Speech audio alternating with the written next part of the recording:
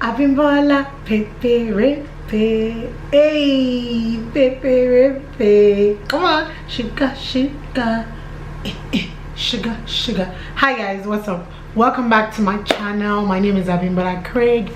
I am based here in Lagos, Nigeria. If you're new to my channel, join the preparing pace. Please click on that subscription button, subscribe to my channel, like, share, spread the love, let people know. Okay? Okay? Alright.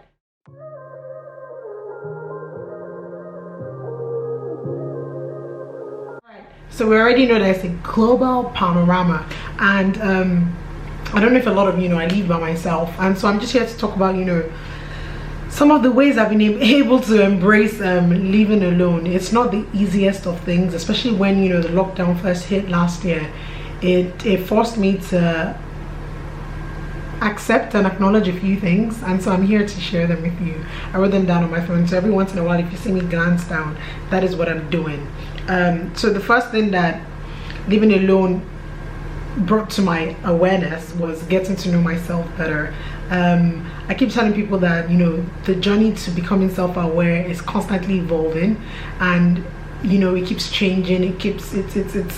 It's constantly evolving. I cannot speak too much English, and so if I thought I was self-aware before, there's a different kind of hits that self-awareness created for me during this lockdown. It's helped me to open my mind and try to be a bit more open-minded. It's helped me to gain perspective in terms of just what I want to do with my life. It helped me also make a lot of hard-hitting decisions, and not look back, because it was the best for me. One of it was me living in Dani after almost 7 years. That was heavy, but it was a decision I had to make for myself, and I'm just thankful and grateful for the space I'm in right now. I'm thankful and grateful for the future, though not too certain. I definitely know that God is in control, and I've never felt happier.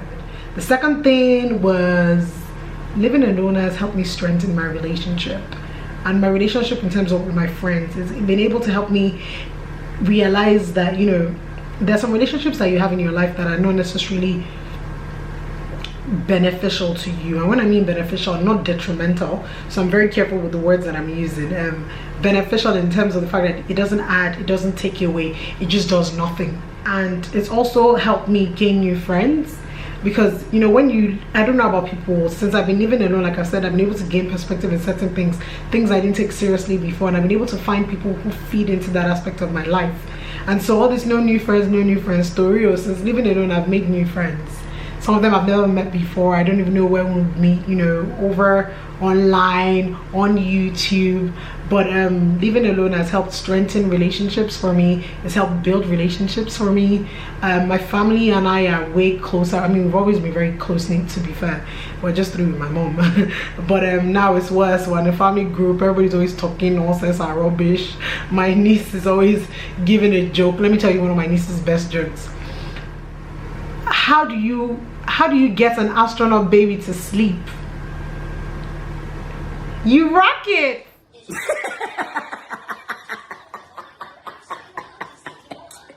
Yeah. Anyways, yeah, I said what I said. Another thing is that living alone will help you and will force you to identify when you feel the most lonely, and I think that's a healthy thing. I've told you lots before, I can count on my hand how many romantic relationships I've been in, right? And for the longest time I didn't pay too much mind to it, because there was work and the world was moving. And so imagine when the world and everybody in it and me were forced to stand still. You understand me? So there's no distraction.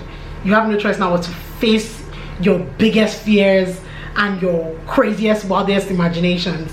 That's what happened. And so I've been able to get to that point whereby if I thought I was lonely before, now I know when I'm very lonely, and I know when it's the kind of loneliness where I feel like I wish I had a significant other to be able to call. For some people it's different. I'm not saying you have to feel that kind of way. Maybe it can be the loneliness that you just want to talk to your best friend. That's great. I am not a sharer. I'm not one to be very vulnerable. So regardless of, with all my close friends, I'm still not the one that will pick up the phone to call to say this is what I'm going through.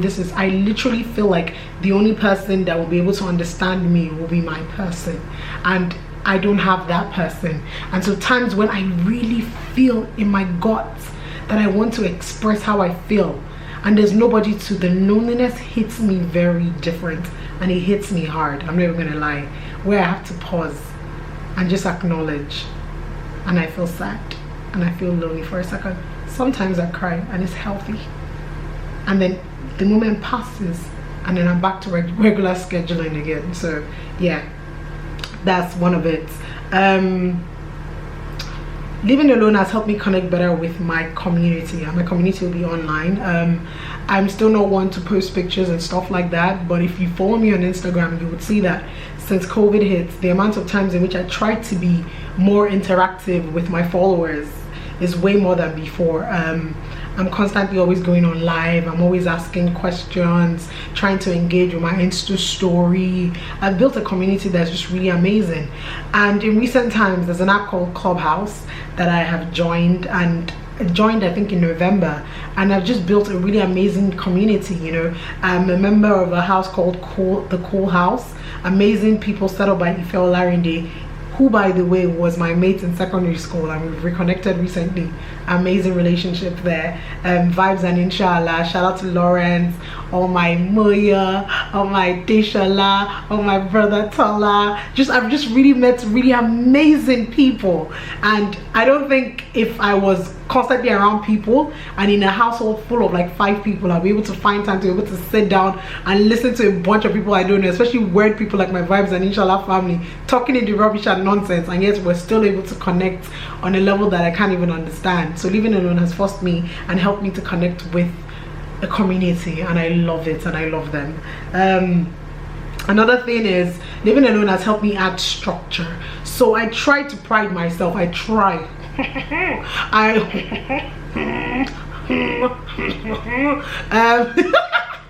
to pride myself on the fact that sometimes I can be disciplined when I choose to be, and so I thought I had structure before, but living alone, especially in this times, has forced me to include more structure. So I wake up at a particular time, I walk out at a particular time, I come back home, I try to eat certain things. In between that, I intentionally make time out to do other things for myself. I make sure I go out and take myself out. I'm going to include certain clips of me taking myself out.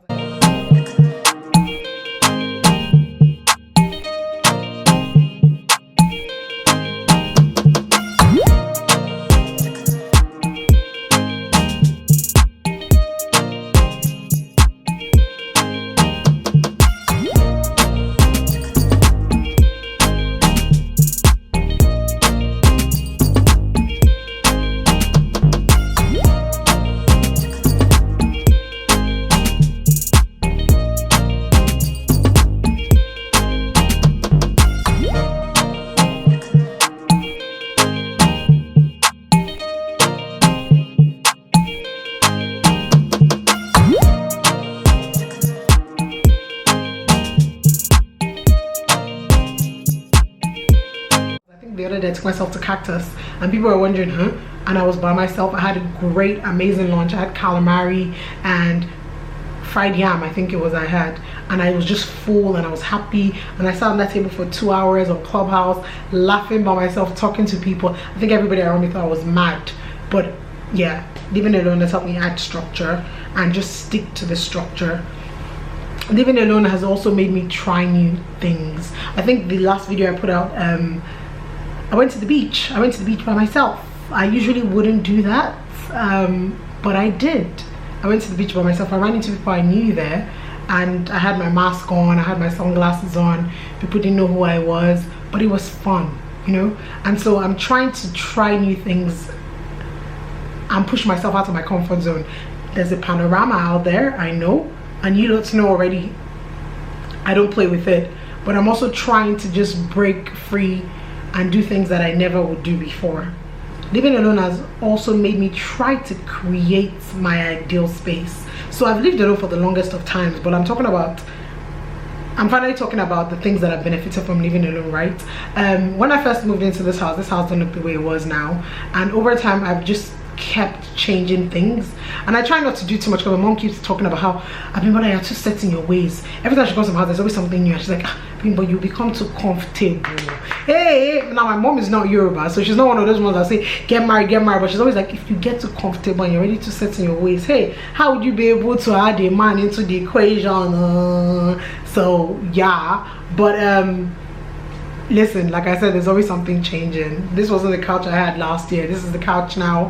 Hopefully by the time this video goes up, I'll be able to insert it. I'm getting a table and a chair from this amazing brand. I'm going to put it up there. Super excited about my table. Ooh, yeah. I'm so excited because I'm tired of sitting on this couch and walking from it. I got a new mattress and pillows from this amazing brand that I'm going to put out there as well.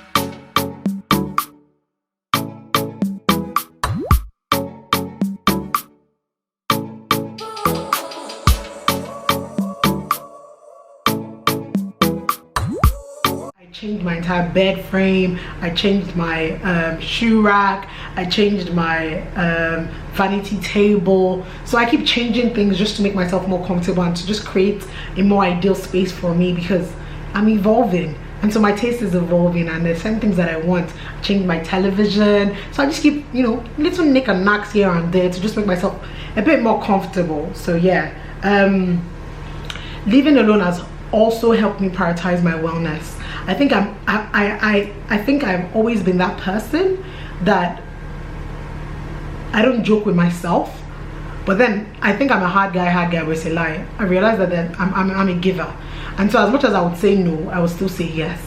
And so for the longest time, I constantly always kept on giving a lot of myself to people. You would call me and you would ask me for idea. For my idea, I would create the whole thing for you and I'll give it to you, and then halfway through it, you get it, you do it, you don't give me a thanks, you don't even give me an acknowledgement, and I'll feel some type of way. And I know that a lot of people can't believe that I'm that kind of person, but I am, and I would never call you out on it because I'm not that kind of person. And so I realized that because I'm not that kind of person and I feel this kind of way and I still don't know how to express myself, and when I mean express myself in terms of just telling you how I feel, I just won't bother. I'll just leave you alone and I just won't do it again. So what I've decided to do now is I just don't do things I don't want to do anymore. I don't look at your face. I don't care whether it makes you feel bad or not. If it makes me feel like I know the end result is going to make me unhappy, if it makes me feel like I know that I'm not going to be content, I don't do it anymore. I don't do it anymore. It's important to prioritize your wellness. And when I mean your wellness, I mean your physical and your mental. I feel like a lot of us get so carried away and we forget that our mental state of mind is the factory that makes everything else function, you know? And at a point I felt like I was losing myself. It piggybacks off to why I even left my job. It wasn't because I didn't love my job. I'm still doing the same thing I did. I'm just doing it on my own time. It was because I felt like I'd gotten to a point in my life where I was giving so much and I wasn't getting enough back from just everything around me. And so when you get to that point, you realize something has to give, and you can only control what you can't control, right? And so I decided to control what I could within my environment. And like I've said, I'm happier, I'm calmer, I feel peace. And so I've let a lot of things go just to prioritize my happiness. I've let a lot of friends go to prioritize my happiness. I've let a lot of relationships that didn't work and didn't add value to me go. And I mean both work relationships, both friendships, both... Listen, if it's not adding to me, if it's not making me feel good, if all it does is just take and makes me feel small and less of myself, then that's the problem and it gotta go. And so now I prioritize me. I'm not selfish, thankfully, so I still have a good grips on balancing things out.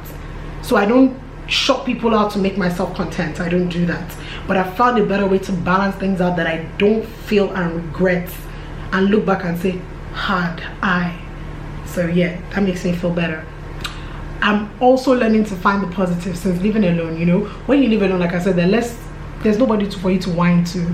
And so if you just sit down and just dwell on the negatives, you just realize that you're depressed. And depression is real, you know. Depression can happen to anybody. We're not all happy 24/7. And now imagine when you live by yourself and you don't address things that weigh you down, and you just stick to only just the negatives. So I've learned to always find the positives. Someone calls me, somebody died, oh my god, I'm so sorry, but we thank God the person lived a good life. I remember this person was this happy. I find the positives in everything. If you call me and you have something negative to say about somebody, I'll remind you about the time the person did something great for you. If I'm in a situation and I'm down and I'm complaining, oh my god, I'm so broke right now, I remember the times I had money, and then I'll look for things to either trade by barter to sell, or I'll call my mom. That's a good example. Important. And then the last one is to reach out for support, you know. And I'm saying this now because I'm hoping that I'm practicing it, but I'm trying to, when I get to that point where I feel like I'm tired, I feel like I want to vent, I can't anymore. Never be too ashamed to ask for help. Never. Never, never, never, never, never. And so when I feel that point, there are times when I get so lonely, I'm just tired, I feel so tired, I'll call my friend KG. I'm like, KG, this is what I'm going through, and he listens. Like the other day I was whining to him, I'm like, KG, oh my god, it's been 3 years, I've not kissed, oh my god. He's like, Abimbola, don't worry, when I come I'm going to kiss you. That's not the point. The point though is, at that point in time, he knew what to say to make me laugh. So never be scared to reach out. If I'm at a point where I feel like I'm so broke, I'm tired, I will call my mom. Can I come over? I will go. She's there for me. If I feel down, I call Bisola, I call Yesterday. If I feel creatively blocked, I call Jade, I call Bumi. You know, so if there's any point in time in which you feel some type of way and you have people within you that can help you, never ever ever fail to reach out to people. We all need support. So yeah,